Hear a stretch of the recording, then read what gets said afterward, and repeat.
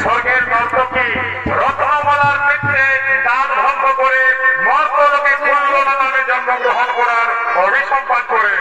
দেবীকান্তের অভিশাপে অভিশাপগ্রস্ত হয়ে অচিরি ঘনপতির প্রথামিত্রী লহমার কর্তুত বোন খুল্লনা নামে জন্মগ্রহণ করে সেই খুল্লনা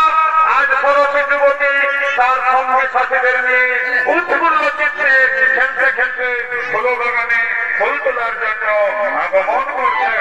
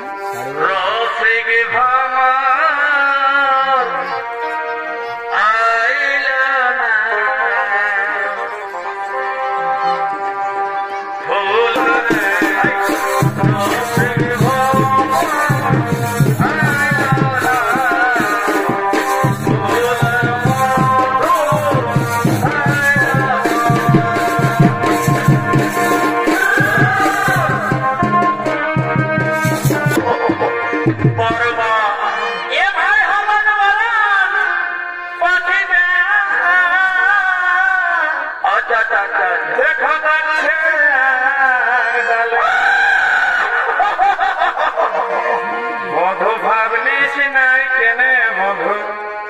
বুঝলিস নাই কেনে বারে বারে বিটি ছায়ের গত